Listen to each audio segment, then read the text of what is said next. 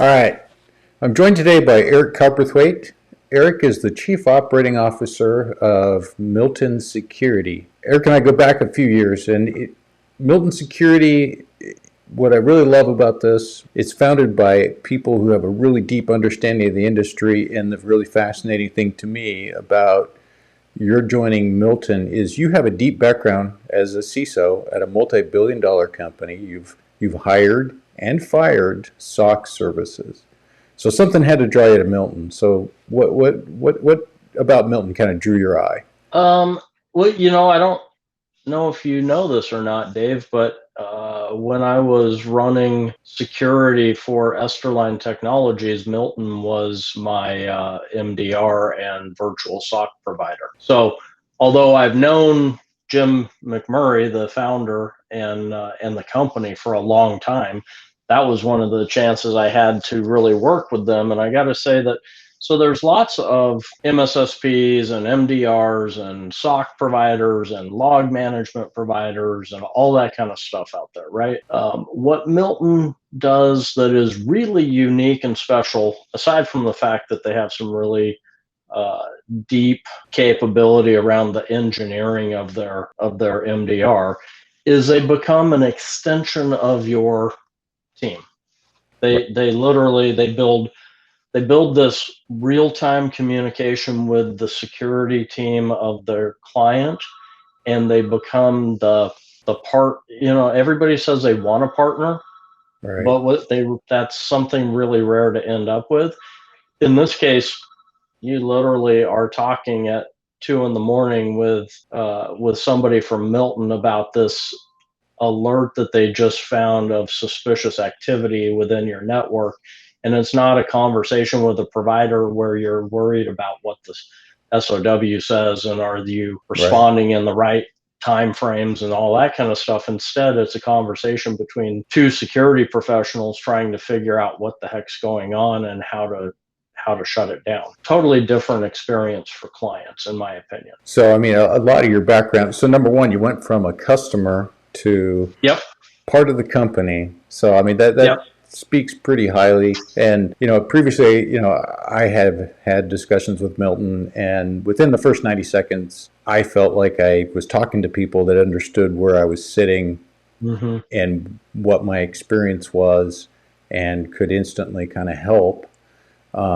I just really enjoyed talking with them, and that was part of the reason for the discussion. Plus, it's maybe just for people that might be thinking, well, hey, I bought tools. I've got tools. I've Hmm. got SOAR. I've got SIM. I've got EDR. I've got cool Right. stuff. I can automate all this, right? I don't really need a SOC. So, that's a great road to go down. So, there's some truth to that, right? You could take some open source stuff like Elk and Kibana and maybe a commercial COTS SOAR product, put it all together and ingest your event data from all your different data sources, do some orchestration and some automated queries and that kind of thing. And you'd get, I don't know, you'd get some level of goodness out of that. Let's call it 80% of nirvana. The problem is that those tools and automation never replace the people. You Right. still need people. The automated systems and the people have different functions, right? So Right. we've essentially taken automation and machine learning and AI and used it to immensely rapidly discover the 98% of the haystack. When you're looking for a Right. needle in a haystack, Yeah. the the typical way you do that is you pull the haystack apart and you start sifting through it for needles. That's what we've done instead is we've taken the all of that engineering capability and used it to remove the haystack. The haystack's gone. What's left behind is the needles and some hay that looks kind of like needles. And that's where human expertise is needed because clearly the machine couldn't distinguish between the remaining hay that looks almost like a needle and the needles. So the human expertise then dives into what remains and starts hunting through it, scouting through it, looking for bad things, looking for the needles. You won't replace that with a sim and some SOAR and that kind of thing.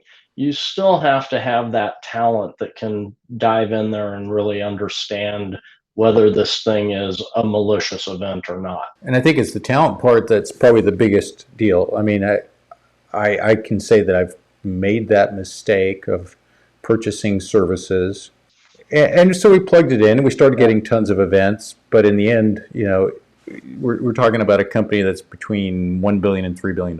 And so the team, good size, some skilled people, but we didn't have the people that could spend dedicated time learning the ins and outs of this particular sim. And it became a large overhead. And in the end, we gained something from it, but not anything close to the people stack that you're describing. And that people, it takes time and it takes focus on what you're doing, right? A threat hunter is not born overnight just by handing them a bunch of tools and a couple of books about SOC operations. Right. Although I do have this sitting on my desk. The blue team, whoops, there you go. The nice. Blue Team Handbook.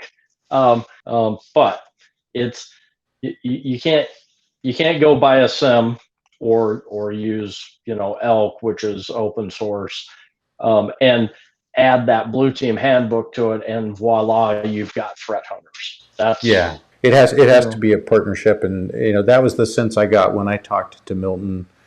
That was very different. Other SOC services was they had the people stack, they had the tech stack, and that's a pretty rare thing to find. Yeah, it really is. It's pretty cool.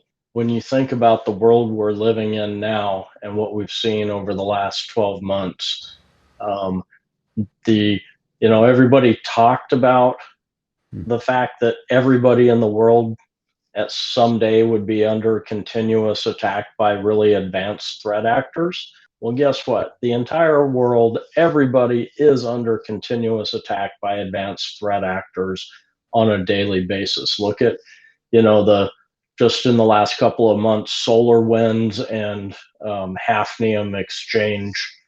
The need for this kind of thing is growing exponentially, and most companies, so the threat is, and the vulnerabilities both are enormous, and there's bad guys out there taking advantage of it on a daily basis, and that makes what we do incredibly important and valuable to people. I think this is really timely, and when you're under constant attack, the fatigue of the teams, that's a big deal. The capability to have timely response is more critical than ever because you're not going to keep everybody out, and that's part of why I really wanted to talk to you about Milton. Most of the bad guys are doing bad things to you at 2 a.m, not 9 a.m. in your time zone. And it could be through means that the average company wouldn't understand. And so the people stack, I think, at Milton, that adds a huge value for companies. So if you're not paying attention, you do need monitoring.